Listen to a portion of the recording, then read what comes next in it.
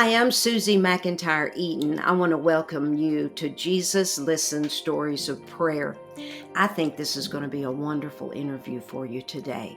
SQuire Rushnell, who was with ABC and did lots of different children's programs for ABC, and his lovely wife, Louise DuArt, are with me today. Thank you for sitting down, relaxing, and taking the time to listen, learn, and get closer to God. I'm coming into this so totally blind, and I'm really glad I am because I had heard about a Godwink, and I thought, what in the world are they talking about? And you got 1.5 million books out Yeah. there. There's 13 books in the series. Yeah, Actually, this is the 13th one will be Godwinks for yeah. Moms. Godwinks for Right. mom. Yeah, And it's reached a tipping point. It's interesting because when Squire came up with that phrase, Godwinks, which, people say, well, what is a Godwink? Well, it's almost like if you're sitting at the dining room table with people you love, like grandma and grandpa, and they look at you and they give you a little wink. You didn't ask, what does that mean? You knew it meant, hey, kid, I'm thinking about you right now. I love you. And that's simply what a Godwink is. Out of 8 billion people on the planet, it's a person to person touch from God saying, I'm with you. You're not yeah, alone. yeah. Hmm. Personal communication. Right. And that makes Amen. you special. One out Yes. of 8 billion, a special person, a person Right. called great, right from God. Our one of our closest friends is Kathy Lee Gifford, and I Yes, ma'am. know Mhm. Reba is good friends with Kathy. Yeah. And I think Reba's talked about Godwinks, and there's so Mm. many. Which is great is a lot of celebrities now are talking about Godwinks. We just saw where Tim Tebow and his wife Demi, and Yeah. God bless them, they're going to have a baby. Mhm. But they talk about Godwinks, how And they Dolly met. Parton. Dolly Parton, Yeah. yeah. So it's getting the word is getting out there, and we have several movies on Hallmark and a movie on Netflix. And I think what people love about them is that they're real stories Mhm. and people Mhm. can relate to. If that happened to them, it can happen to me. Mm. And basically it's God is saying, you're not alone. I'm in this 24/7 with you. You bet. But But the story that's in this book is because it's about moms, but it's also about people in our lives who mentor us like moms. mhm. Mhm. And I had a teacher, Mrs. Bennett, when I was in high school. She was my English teacher and drama coach. And at the end of the day, she would ask me because I took shorthand, and her husband, who was infirmed, he was writing a book, very brilliant man, but he was writing a book and he wanted to dictate it. And she knew I took shorthand. So I would go to her house almost every night and I would be mentored by her. And she always believed in me. She always thought I had talent. And when I thought, I'd say, oh, I can't. She'd say, yes, Louise, you can. You Yes. reach for the stars. You can be in the entertainment business. I said, but Mrs. Bennett, I'm in Quincy, Massachusetts. And you can do this, Louise, if you believe in it. So she was the one who encouraged me. So I'd gone to LA. I started in the entertainment industry. And then I got a Broadway show in New York.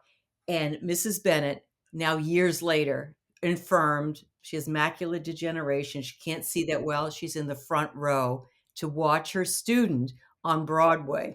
I'm going to Isn't that cry if I think about it. another one that is very important are grandmothers. Oh, Yes. My yes. grandmother, I got the biggest God wink from him because my mama went to work for the superintendent of schools. She was a school teacher and she influenced a lot of people. My grandmother was a school teacher and she influenced my mother, who was not her mother in law at that time. And so my mama went to work and I hadn't started school yet. So she made it to where the school bus driver would come by our house, pick me up, and on his way to pick up my aunt, who was still in high school, he let me off and picked her up. And so no other grandkids were around. No other, my grandpa was there, but I had her to myself. And God gave me that huge blessing of with a Isn't that wonderful? Pentecostal grandma who Yeah. never who never got in between those sheets except Mm. that she got down on her knees at night Yeah. and she prayed for her kids and her That's grandkids. right. You're so right, Susie. Yeah. Yeah. No. Yeah. This book really tries to touch almost all of those Yes. women, whether it's young mothers or family moms or Grandmas. Yes. grandmoms or Dog moms. second moms. We Yeah. even have dog moms in there. Yes. Dog and a cat Dog and mom. cat Dog and moms. a cat. Yeah. Okay. Mhm. Mhm. Well, I think what it does is you know, moms worry about things and they wonder, am I doing the right thing? And I think all these stories in the book encourage them to say, yeah, you're okay. Mm, God is with you and he's going to Mhm. get you to the place where you need to go. We often say that Godwinks are like gifts left on your doorstep. You have to open the door and open your gift. They're for everyone.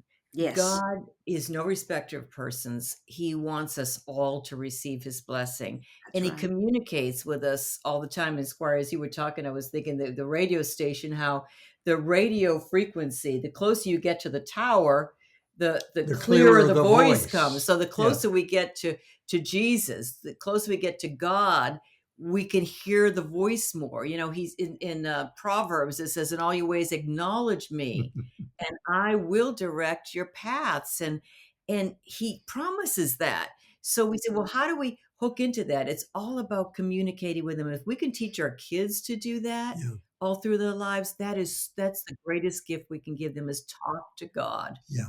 Well, what we do with the Jesus Listens Stories of Prayer is that I read a passage from Jesus Listens, and as a prayer to him, I would just ask y'all to join me while I Mhm. read this. And I Yeah. just want to thank you so much for being here. Thank you. Thank It's from Jesus Listens, August 13th. Magnificent Jesus, when I depend on you, my whole perspective changes. I'm able to see your miraculous works, though others see only natural occurrences and coincidences. I begin each day with joyful expectation, eager to see what you will do. I accept weakness as a gift from you, knowing that your power is fulfilled and completed, shows itself most effective in my weakness. I keep my plans tentative, trusting that your plans are far superior. I consciously live, move, and have my being in you. In him we live. Yeah, I love that song. Rejoicing that you live in me. In your exhilarating name. Amen. Thank you. What a All right. blessing to speak with you. Thank you so much. We're so glad you joined us today for Jesus Listens Stories of Prayer with SQuire Rushnell and Louise DuArt. Wasn't that perfect? I just love the way they love each other.